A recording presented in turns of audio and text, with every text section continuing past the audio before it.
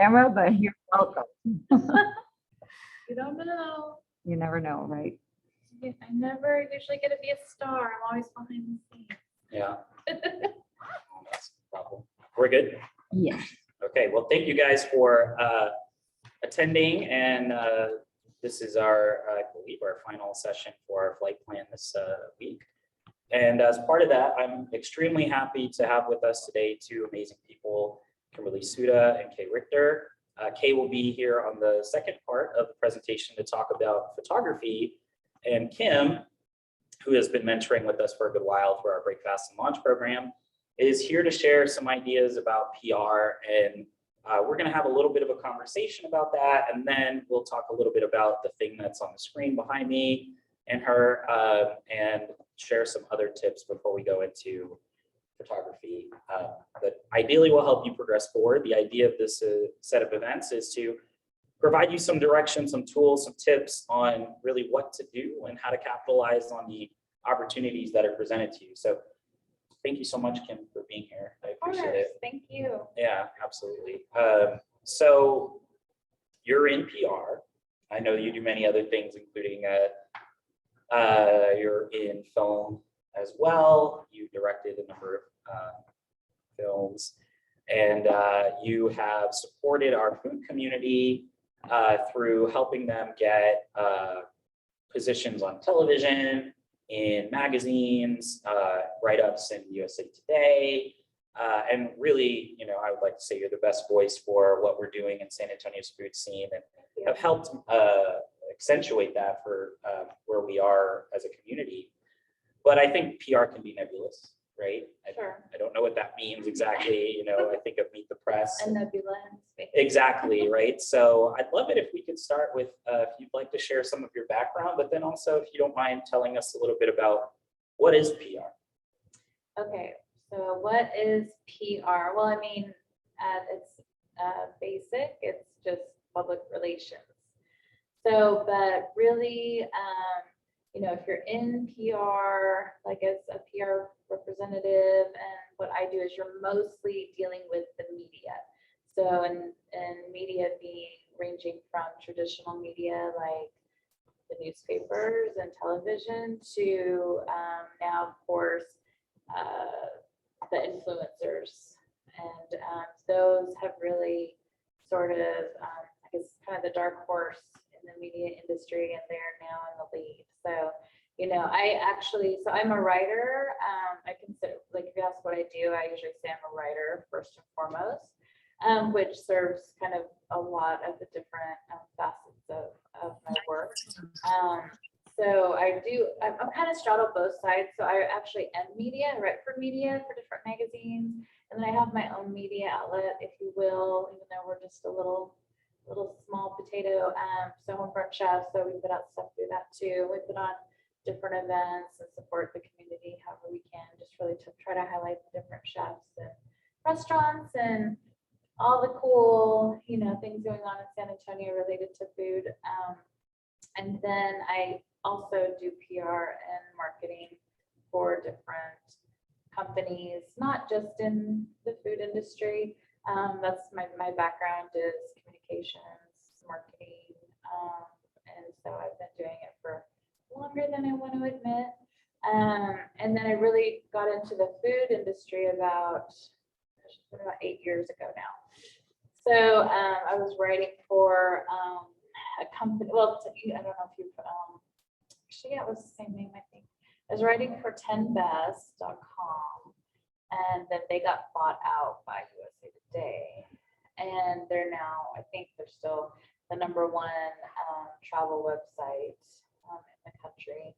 And so I've been writing for them for forever. So it's kind of was my first dip in the water of really writing about restaurants and everything within that purview. And I loved it because, I mean, I've always been probably going into way too much detail about myself, but I always loved to cook and always loved food.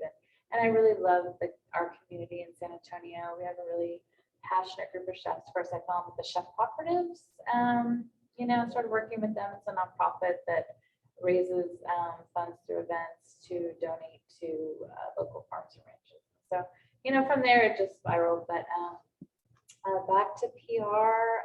So that is a large part of what I do. Typically, when you start out, should I let you ask another question? No, go ahead, I'm go just, ahead. like, spinning. So like if a client hires me, what I usually start out with is doing a marketing plan for them. So like for companies who are, especially of course, new entrepreneurs launching a business, I always recommend, basically a business plan, but a marketing plan is a part of a business plan, just like PR is a part of marketing. Like the questions that you sent me, it's like the difference between PR and marketing is PR is just basically one, like I was thinking of it like the sun. So if your business is the sun, each aspect of what you do is like the ray, one of the rays of sunshine. So PR is one aspect. Of course, marketing makes sun the marketing. Sorry, all my analogies are going to be crazy, but if you make marketing the sun, then every little thing off of that has to do with how you're basically promoting your brand to your audience, right? So how are you getting the word out? And there's like a million different ways to communicate, but at the basic, it's just communication, really. Okay. So, I mean, you mentioned, and I'd forgotten all about these influencer folks apparently. But you mentioned, it's really about communication with various different parts of your market. And it just seems like there's so many different things or like places you can communicate now.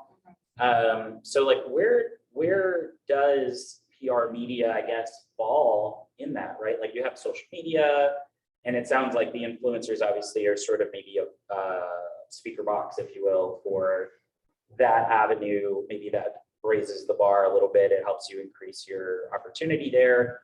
But I guess, how would you utilize media in a business, or how would you factor that in to someone's plan if they were like, hey, I want to get more visible and stuff? Okay, so, and just to clarify, everything, so social media really is also an aspect of PR, but I see that more of being under the greater umbrella of marketing, just because it does feel like now there are such distinctive aspects to these. So I'm trying to think of the best way to answer your question. So really, number one, if you are trying to get the word out in terms of just basic PR, I do a press release. Okay. So, which we brought a sample of today, we can show you guys. And press releases are becoming more and more, I guess you'd say, casual, but they're still so important. So if you go back to like the olden days, how do people communicate what they had to offer, right? They would like literally stand outside their doors, kind of like an extra, right? Extra, read all about it. Hey, we have these here. And it's like, it's your voice in a digital form, essentially. But even though it's casual, you want to get some of the basics right.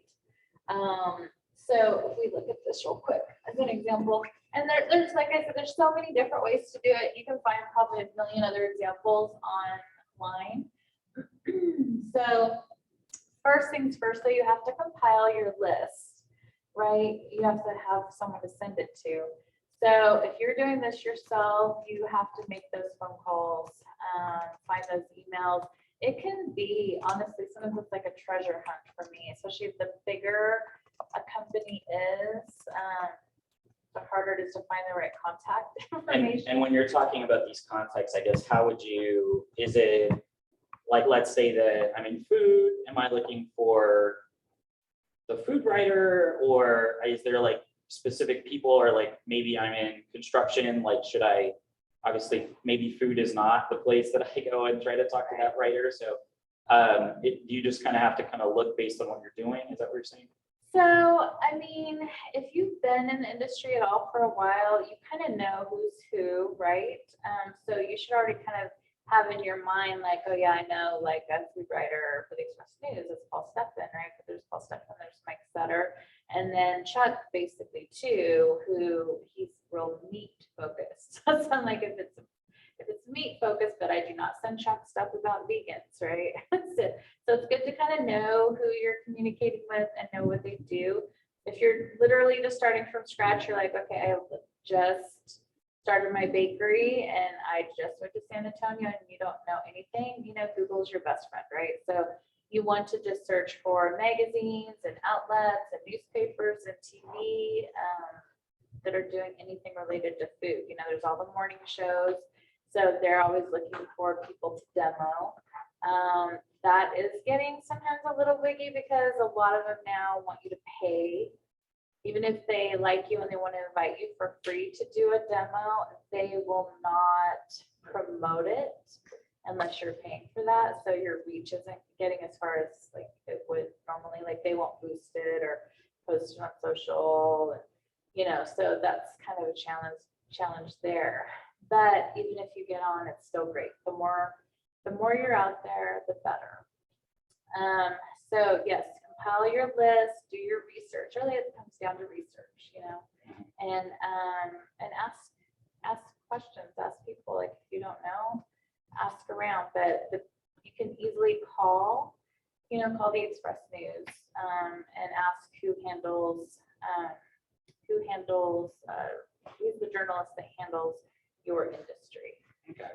So you make those calls. Sometimes they're hard to get through to, though. I mean, you have to be really diligent and keep calling, keep doing your research. You'll have people tell you like to remove them from your list, And it's like a constantly evolving animal too, because this industry very like people are moving around a lot. So like every 6 months, you might have a new person in that position.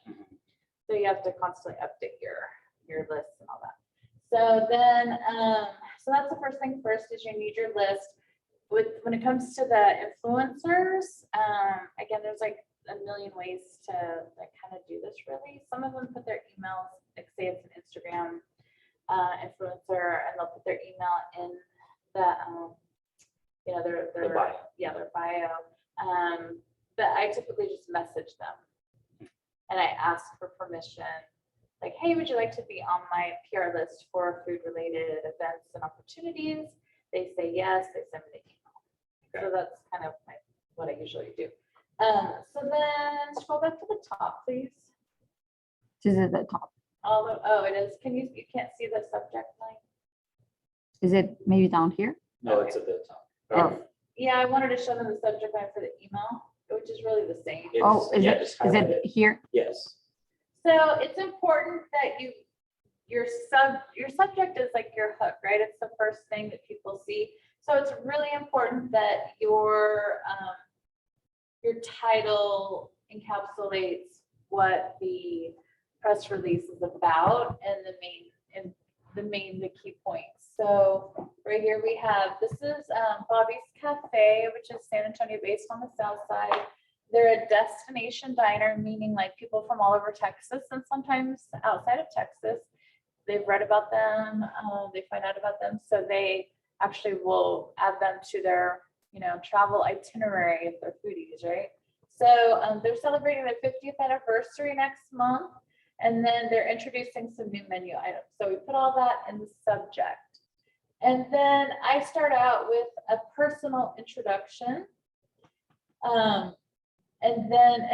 And also I do send mass emails for press releases, but if there are people that I usually will do overall just a mass email, and then I'll do personal follow-ups because these people are getting so many emails, probably hundreds and hundreds a day. So, they're being bombarded just like we're all being bombarded by advertising and, media messages. So I'll follow up if they haven't done anything and I know it's a good fit. I'll follow up with another personal email and then sometimes a phone call. And so then let's see. There's several aspects to this email.